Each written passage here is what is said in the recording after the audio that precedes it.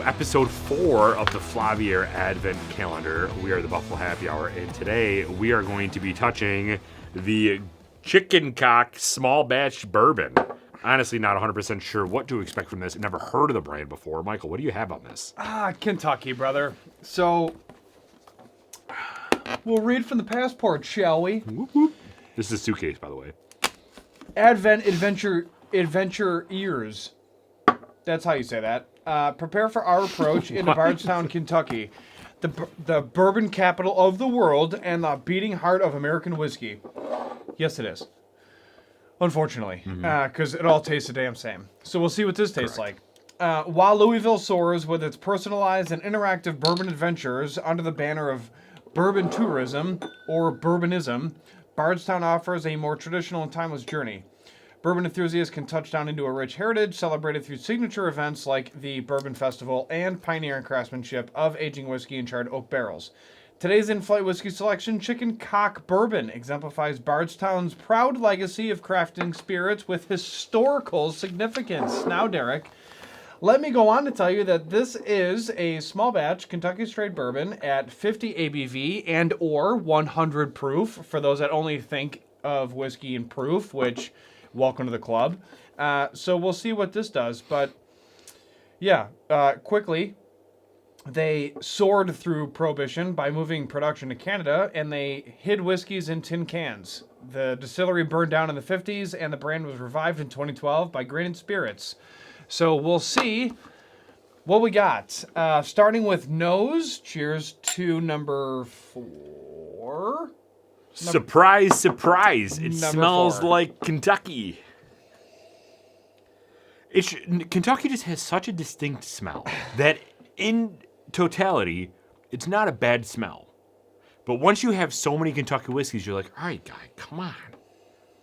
Fair? You know why everybody shows off their, like, extravagant whiskey collections on Instagram and TikTok Reels, and they have all these unbelievable 450 plus bottle collections inside of some basement speakeasy that's, you know, a $70,000 room renovation. They probably didn't even waterproof the basement first, and they're looking around and like, oh, I have every Michter's and I have all this and this and this.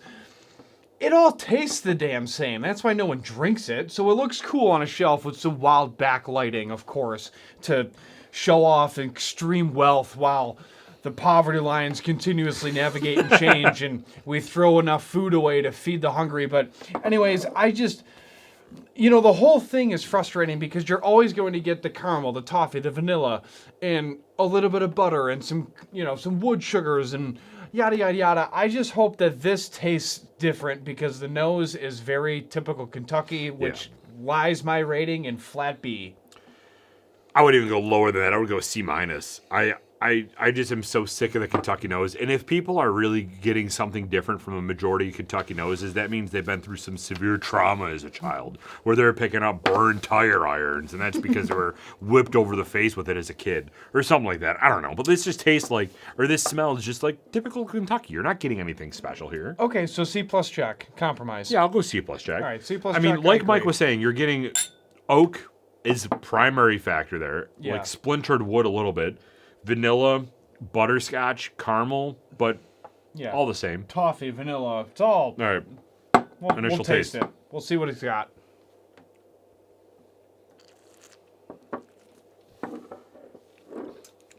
I've always said, dude, I love Kentucky whiskey. I got a little remnants of tin can.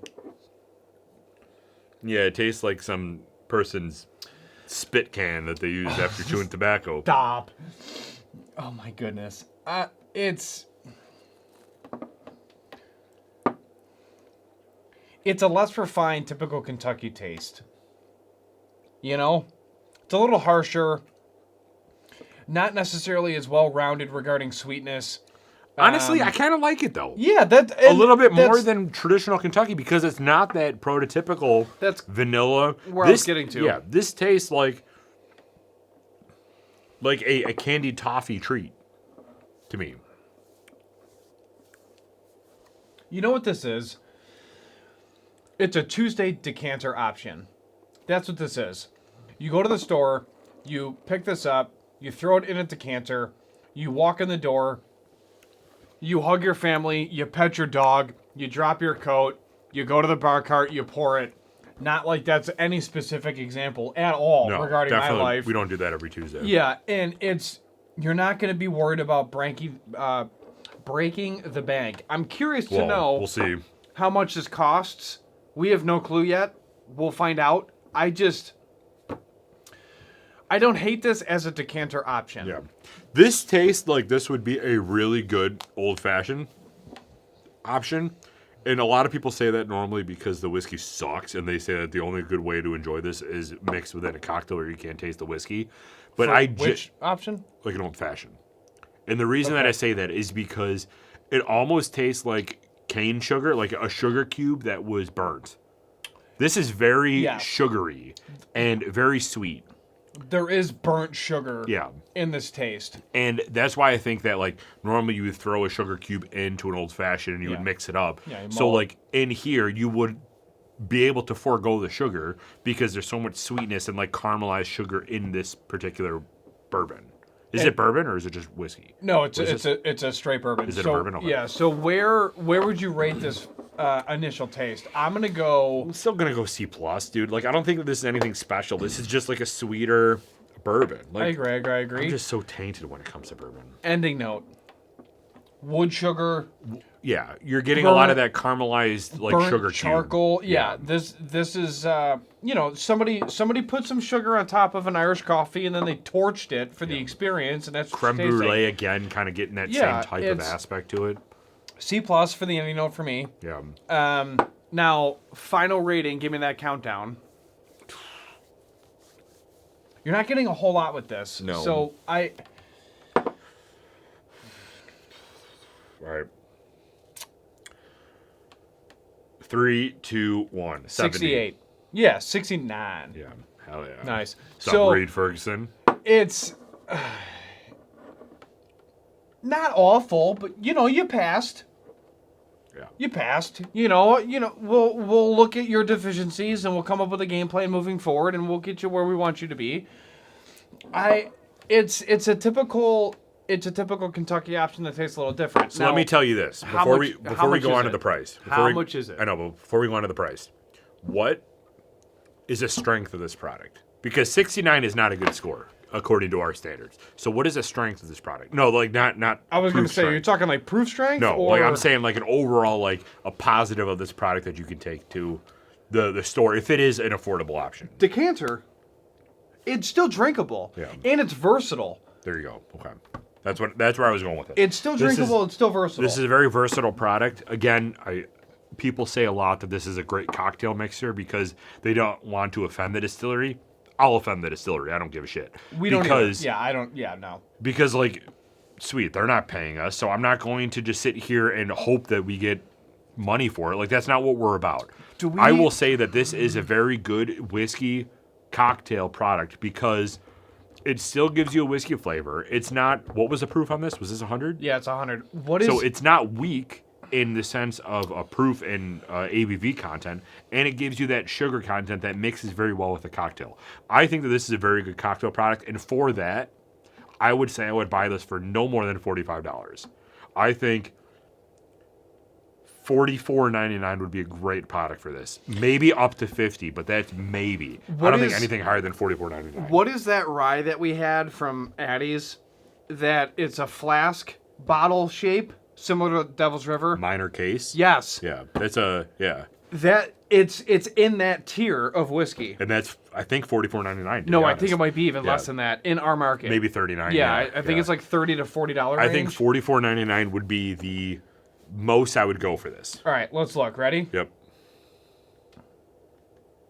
Go away. You. $50. Honestly, dude, we're doing a really good job with this. Yeah, so it's $49.99. You can get it on sale through the app for $47.50. So dead on. I think I think it's $5 too high. Yeah. I think if you price this at $45, like Derek was saying, it's gone. It's a versatile bourbon that you can put in a decanter and drink and eat.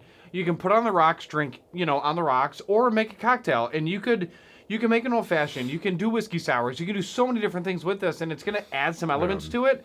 It's not. This isn't a sipper. Yeah. This is something that you would just like kind of experiment with. This is a really good bitters experiment. Yeah. Like keep this as your constant, and then your bitters are your variables, and play around, make some different drinks. I think that's what this product is perfect for. So, would you have it? Yeah.